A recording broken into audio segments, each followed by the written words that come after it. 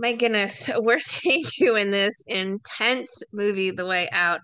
Oh my gosh, it's described sort of as like horror, but ter thriller, excuse me, I should say it's a thriller drama. And you are pretty, maybe more, this is might be the most intense role I've ever seen Mike Manning in. Was there, Yeah, I I agree. I think so. I think so too. I think you're right on the money. It was actually I that's the reason that I was the most nervous to say yes to this project and the most excited at the same time is it is different than anything I've done before. And I mean, usually I'm the boy next door or the friend or the boyfriend or the nice guy at least in the beginning. And then with this one, I think it was just 0 to 60. It was somebody that is really broken and hurt and extreme and behaves very not like I do and not like a lot of the other characters I played behave and I was scared of that. I was scared that I wouldn't do it justice. And so I sort of made a promise to myself when I said yes. I was like, look, if I'm going to do this, it has to be I have to take it all the way. I have to be that intense character that you're talking about right now. well, how was Shane then originally described to you? Uh, Intense is probably the understatement of the year. Yeah, yeah. Well, so I mean, Shane, to prepare for it, I had to the basics for me were boxing and gaining weight. I put on 13 pounds of muscle and I boxed for 3 months leading up to filming. I took boxing classes a couple times a week. And so because I knew that the physicality and the physical intimidation aspect of the character had to be there or the rest of it really wouldn't make sense.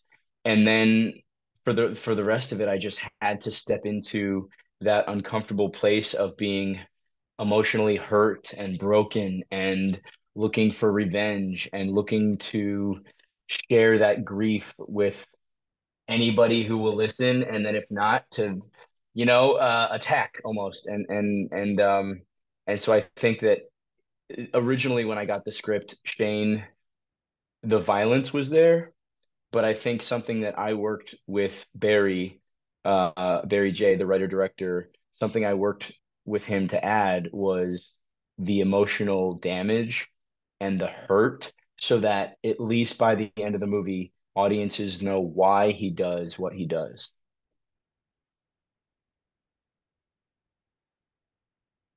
I was gonna say, I was gonna ask you what kind of background they had given you on on him personally, but it sounds like I know it takes a bit to really dive into that because he says he can relate so much to Alex. He says it and says it, but it takes a bit for fans to really understand that motivation and why he truly feels like he sees himself in Alex. Is it though that they're both sort of broken? Is it they've both had a path that's similar? What is it that really connects Shane and really pushes him to get Alex to go this dark and be this hmm deep? So I think that like you said, throughout the film, you realize that my character Shane and Johnny Buchan, his character named Alex, um, they had similar childhood trauma, and you don't know exactly how similar that was until sort of later on in the film. But the one thing you know is that they were both abused as kids, and the way I see it in this movie, Alex hurts himself. He's abused, he hurts himself. He turns to drugs and alcohol and everything else to sort of cope with the pain, and he hurts himself. Shane hurts the world. Shane hurts everyone else. My character has taken the abuse and he used it as fuel to learn how to fight back and to fight efficiently and to box and to train and to all these things, because then he takes that and he hurts the world. I don't want to go into it without not giving away any spoilers, but I think that's his driving force, is to cope with that abuse. It's almost like his own addiction, and he feels like he's doing the right thing by getting revenge for these other, acts of abuse that have happened. This is a super intense role. There's a lot of action to it. How did you shake off a long day of being like a 10 on the adrenaline scale?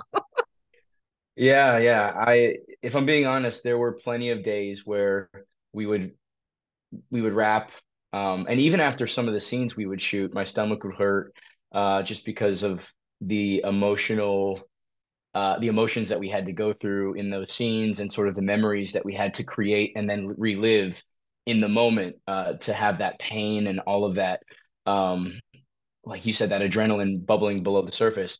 And then there were times where I was nervous, for the scene for the next day. So I lost, sleep, being worried about what we were about to shoot. And there were a lot of scenes in the movie, that sort of kept me up at night. So, uh, yeah, I luckily it's usually not tough for me to shake off a character when we wrap, just because I know, I always journal a lot as the character while we're filming, and I sort of try to live in that place as much as possible.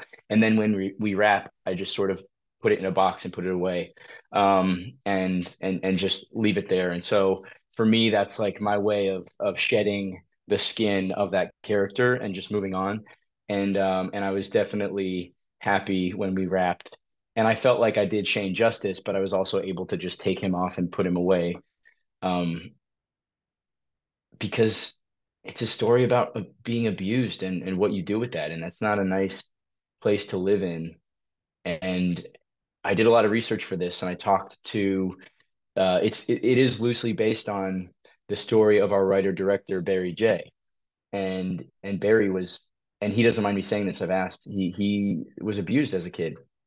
And, he's a success story because he took it and dealt with it. And then he's Barry from Barry's Boot Camp. Like he's a brilliant businessman and successful, and now he's a writer director, and he's doing all the things that he wanted to do. But, it took a long time for him to find, as he says, the way out of his grief and his trauma. And there are others that I talk to that have experienced similar abuse. And so, um, it's not a nice place to live in and to be in.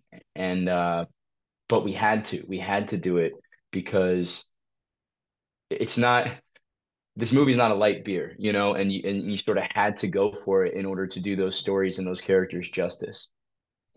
That's a perfect segue then into my next question because you and Johnny do have these moments of severe intensity. One point you have Hmm. your hand on his throat. I mean, did the two of you talk about those more difficult scenes to film to sort of choreograph them and get them together and both be in a certain emotional state? Or was it sort of just like action and you both were like, okay, bring what you can bring and I'll bring what I can bring and then we'll meet and see how the scene works? Hmm. Hmm. As a baseline, we had a trust. I mean, that's when you're doing scenes like this and action sequences, and with your other actor, you need to have trust. And Johnny and I trusted each other. We trusted that we both would create a safety net so that, if the scenes got too intense, or if they felt unsafe in any way, that we knew that we could back off and that we weren't going to hurt each other. And then our stunt coordinator was Mac Kerr, and I had worked with Mac on another film called Slapface. He is Keanu Reeves's stunt double in the John Wick movies, and it's bizarre. He looks like him, he sounds like him. It's weird. But he was really great. Not only because I had worked with him before, so I already felt safe, but he was really great in taking Johnny and I and saying, "Okay, this is the scene. These are the beats. This is how we're going to play that intensity."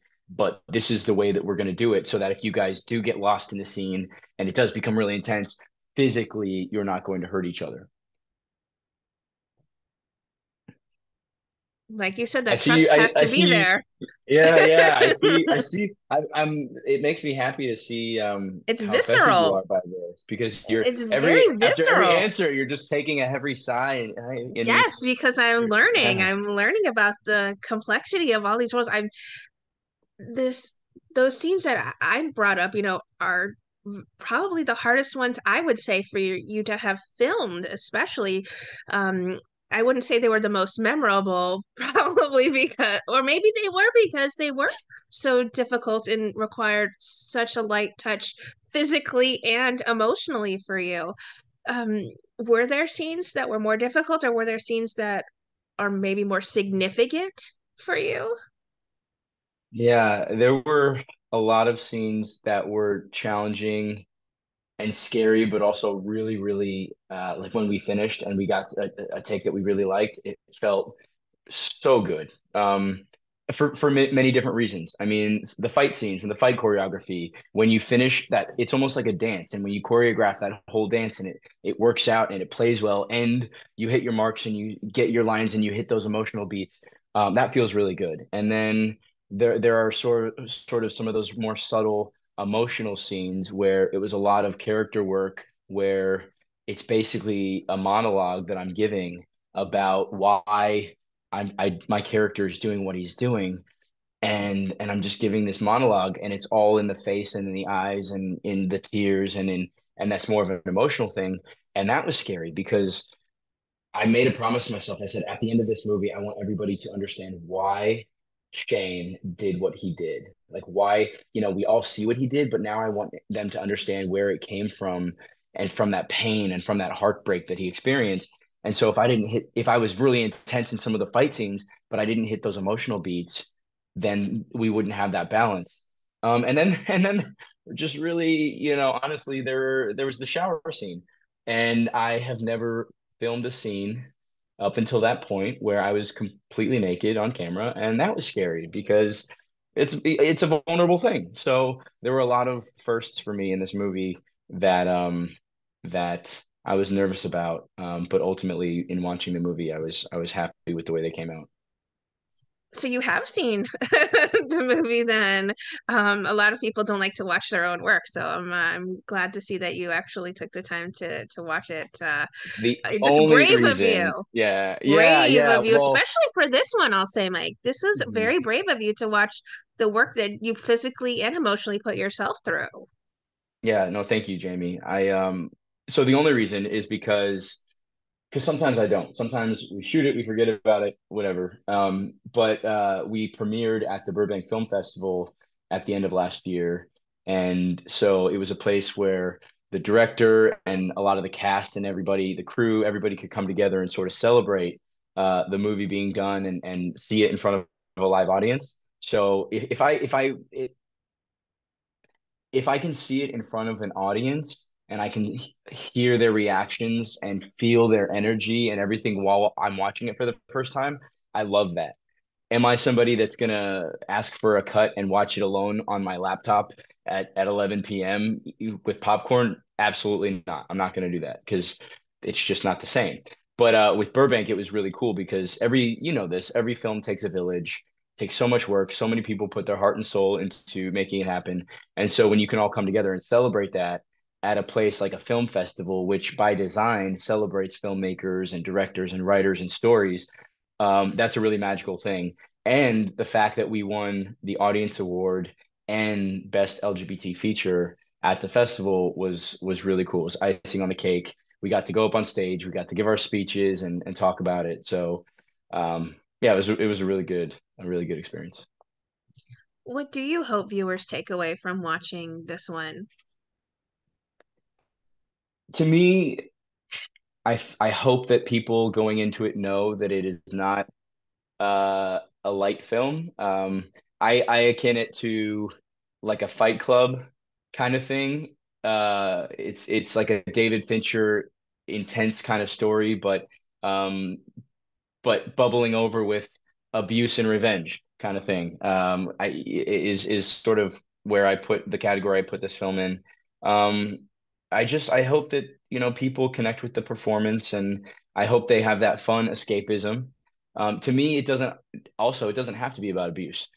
Shane is an example of me, to me, as somebody who fights back very intensely, and he's the other extreme of like there are people in life that they let people walk all over them and they never speak their minds and they never say anything and whatever. Shane is the other end of the extreme where he will fight back about everything. He will tell you what's on his mind. He has no filter. He has no he also has nothing to lose, which makes him even more dangerous.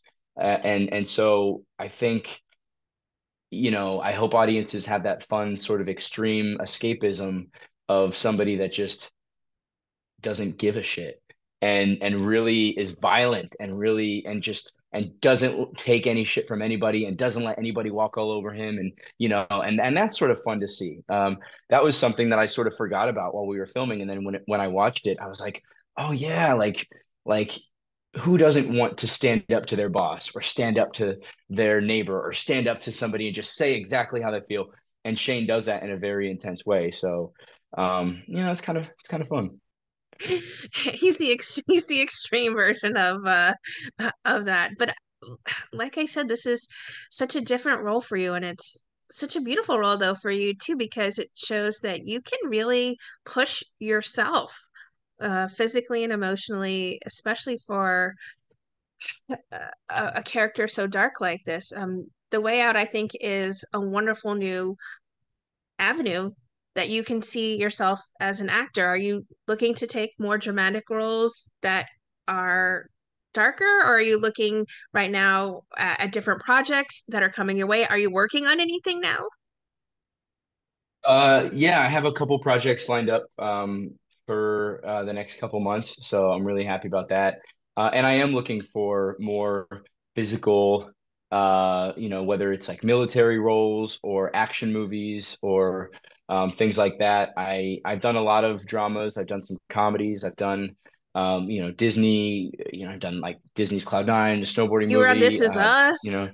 This Is Us was fantastic. This Is Us was great because technically This Is Us was a drama, but my character had a lot of comedic moments, and that's also something that I would like to step into more this year is comedy, whether it's just sitcoms or physical comedy or in film.